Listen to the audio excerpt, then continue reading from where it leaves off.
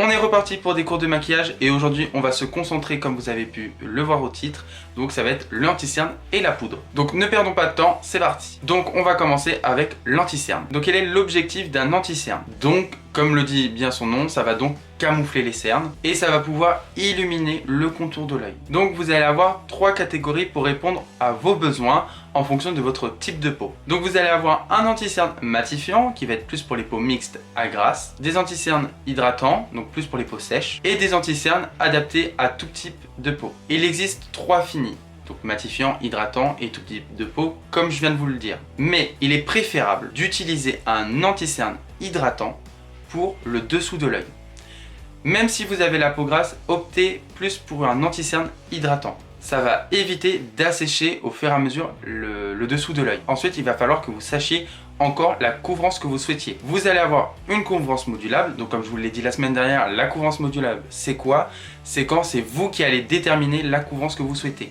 Si vous voulez une couvrance légère, vous mettez un tout petit peu de fond de teint et si vous voulez une plus forte couvrance, vous en mettez un peu plus. Ensuite, vous allez avoir la couvrance légère, moyenne et une haute couvrance. Je vais vous donner un exemple. Vous souhaitez un anti-cerne matifiant avec une forte couvrance. Donc je vais avoir tendance plutôt à vous orienter sur l'anti-cerne de chez Tarte. Ou alors vous souhaitez un anti-cerne hydratant avec une couvrance légère. Donc je vais plus vous orienter sur l'anti-cerne Best Skin Ever, donc de chez Sephora. Et en fait, il va avoir une couvrance modulable, mais ça va être aussi une couvrance légère. Donc je peux vous conseiller ce produit-là. Ensuite, c'est comme le fond de teint, quand vous avez déterminé donc la couvrance ainsi que le fini que vous souhaitez, il va falloir choisir la teinte de votre anti-cerne. Attention, l'anti-cerne, c'est pas comme le fond de teint. Il faut pas qu'il soit de la même couleur que votre fond de teint. Il faut que votre anti-cerne soit à une teinte en dessous de votre teinte de fond de teint. Si vous savez votre teinte de fond de teint, c'est très bien. Vous allez pouvoir donc trouver votre anti-cerne facilement. Sinon, il va falloir que vous sachiez votre teinte de fond de teint pour ensuite déterminer votre teinte d'anti-cerne. Mais sinon, c'est toujours la même chose. Il faut déterminer votre couleur de peau. Donc soit la peau claire, soit la peau médium, soit la peau foncée. Donc ensuite, il va falloir regarder votre poignet pour regarder la couleur de vos veines pour déterminer votre sous-ton. Si vos veines sont de couleur verte, vous allez avoir un sous-ton doré. Si vos veines sont bleues, vous allez avoir un sous-ton rosé. Et si vous avez la couleur de veine qui est bleue et vert, vous allez avoir un sous-ton neutre. Mais surtout, n'oubliez pas de prendre une teinte en dessous, parce que là, vous avez un peu déterminé du coup votre fond de teint. Sinon, si vous êtes perdu, pareil, vous demandez à un conseiller ou une conseillère, ils vous aideront très bien. On va passer du coup à la pratique. Donc personnellement, je vais utiliser l'anti-cerne donc qui est donc le Low Kit donc de chez KVD Vegan Beauty. Il a un fini donc hydratant et il a une couvrance moyenne. Donc en termes d'application et en termes d'outils, donc vous allez pouvoir utiliser un petit pinceau pour estomper donc l'anti-cerne. Donc moi je suis pas personnellement très fan des pinceaux pour le teint. Ou alors vous allez avoir donc l'éponge, ce que je préfère personnellement. Et vous allez utiliser le côté pointu, puisque pour le fond de teint on a utilisé le côté rond. Et pour l'anti-cerne ça sera le côté pointu, pour bien cerner votre cerne. Donc l'anti-cerne on met au niveau du creux du cerne. Et je forme moi personnellement un triangle. Et je viens donc estomper. Et donc je viens tapoter, il faut surtout pas étirer la matière, faut tapoter, prendre son temps, bref, comme le fond de teint. Et toujours commencer par devant pour que le produit soit absorbé, pour qu'ensuite quand on se dirige vers le cerne, il y ait plein de matière pour bien cacher le cerne.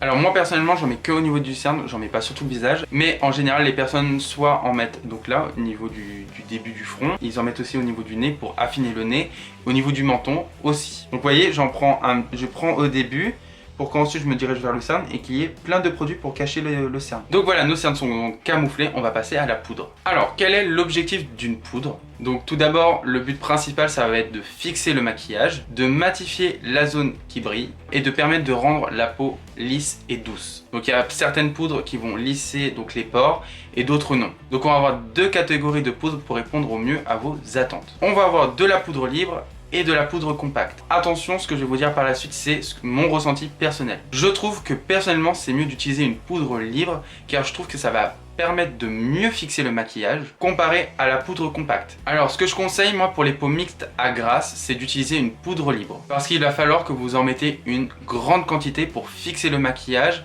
pour pas que ça se barre au bout de la journée. Et en plus ça va permettre vraiment de bien matifier votre teint. Et je conseille plutôt pour les peaux sèches d'utiliser soit une poudre libre, soit une poudre compacte. Là vous avez, je trouve, le choix parce qu'il vous faut juste un voile de poudre pour fixer le maquillage, parce que sinon ça va assécher votre peau. Donc il vous faut juste un voile de poudre. Donc vous avez le choix entre la poudre libre et la poudre compacte. Je trouve que ce genre de poudre, donc plus pour les peaux grasses du coup et pour les peaux mixtes, ça serait plus pour des retouches make-up dans la journée. C'est plus pratique et c'est plus transportable qu'une poudre libre. Et si vous voulez pas vous prendre trop la tête en termes de teinte parce que vous n'y arrivez pas, c'est pas trop vos dadas les teintes, optez plutôt pour une poudre translucide car c'est adapté à tout type de carnation de peau. Sinon, si vous souhaitez réellement choisir une poudre colorée, faites attention parce que ce genre de poudre va avoir tendance à foncer votre teint.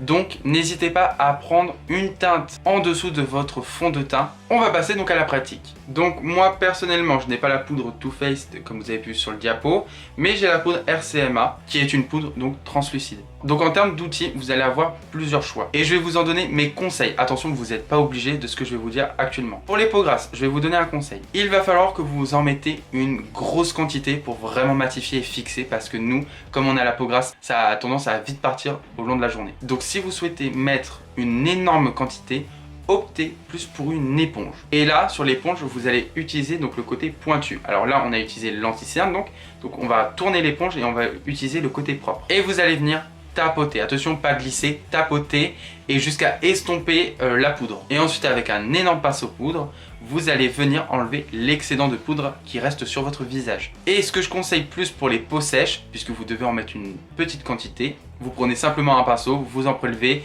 et vous en mettez vraiment un voile de poudre. Donc n'oubliez pas, avant de fixer, puisque moi comme je vous ai parlé ça a bougé, de retapoter sur votre anti-cerne. Parce que si vous fixez les cernes, ça va pas le faire. Et je viens cerner le cerne comme ceci en tapotant. Je laisse un peu un voile de poudre rester en place et ensuite je viens donc tapoter sur l'ensemble du visage.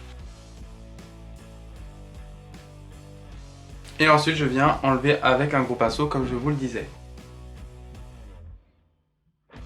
Et n'hésitez pas aussi à prendre un goupillon et à brosser vos sourcils parce qu'il y a dû avoir de la poudre qui s'est mis dans vos sourcils. L'étape de la poudre c'est vraiment très important et il va falloir vraiment n'oublier aucune zone sur le visage et de bien poudrer. Plus c'est poudré, plus la peau est lisse, plus pour les prochains produits ça glissera bien mieux, ça s'estompera bien mieux, bref, vous comprendrez ça la semaine prochaine. Et voilà, maintenant vous en savez un peu plus sur l'étape de l'anti-cerne et de la poudre. Et sur ce, abonnez-vous et likez cette vidéo si elle vous a plu.